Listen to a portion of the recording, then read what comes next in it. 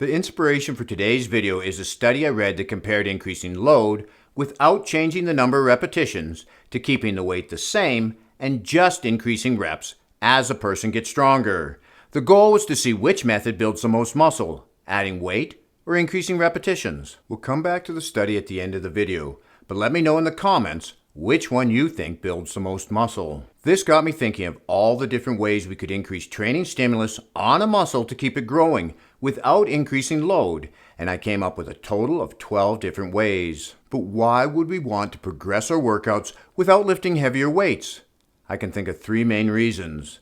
The first one, which seems to affect us more as we get older, is it allows our joints and tendons more time to strengthen and get used to a weight. Next, if you're a guy like me and mainly train with dumbbells, as you get stronger and start moving weights heavier than your body, it becomes difficult to get into certain exercises, like the bench press, safely. Finally, you simply may not have that much weight to work with. The 2 most common ways to progress without adding weight are to increase the number of repetitions you're doing or the number of sets.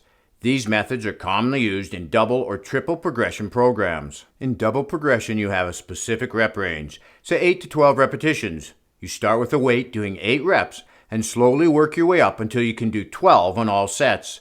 Then you increase the weight and start working from 8 up to 12 again. Now, if you don't want to increase the weight, then you could increase the rep range to 15 before increasing the weight, or even to 20. Studies have shown you can build muscle in range high as 30 to 35 reps. But from a practical standpoint, I cap mine off at 20. Alternatively, if you don't want to do more repetitions, you could slow down the pace. Instead of doing a 1-second concentric and a 2-second eccentric, cut the speed in half and do a 2-second concentric and a 4-second eccentric. That's the third method for those who are keeping track. Going back to increasing the number of sets, this works, but you can't continually add more sets to your workouts or they get too long. There are 3 ways we can offset this. First, we can reduce our rest times between sets or eliminate them, as in the case of drop sets. Eventually, we may have to look at increasing training frequency by adding another training day to keep our individual workouts down to a reasonable length. There's one more way we can manipulate rest to increase our training intensity, and that's a rest pause. This is where you rest at the end of a set for 10 seconds or less to allow you to recover enough to force another rep or 2 before failure. Some programs will go with longer rest pauses of 15 to 30 seconds. Another intensity method I like to use is part repetitions. I do this quite often on my last set of pull-ups.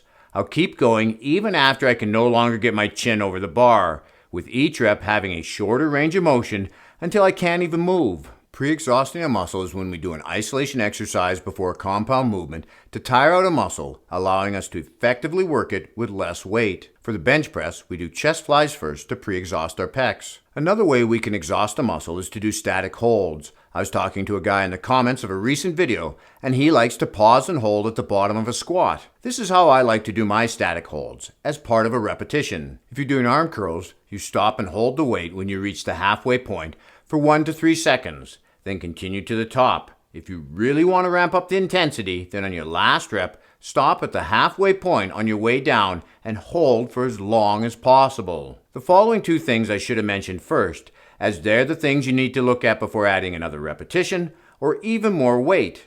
And that's perfecting our form and improving range of motion. Cutting the range of motion is a bigger problem than you'd think. This week I went to a public gym for the first time in years, and part reps and poor form were everywhere, as far as the eye could see. And I've done my share of poor form over the years, so it's good to regularly double check our form and range of motion to ensure it's on point. The study I mentioned at the beginning was an 8-week study done on trained individuals. They tested the quad and calf muscles and found overall muscle growth was the same across all muscles except the rectus femoris, which modestly favored increased repetitions. Repetitions and load aren't the only things we need to get right for muscle growth. Exercise selection is critically important too. To discover the best dumbbell exercises to build muscle, watch this video next and keep working out while having fun. This is Lawrence from Fit and 50. We'll talk to you again in the next one.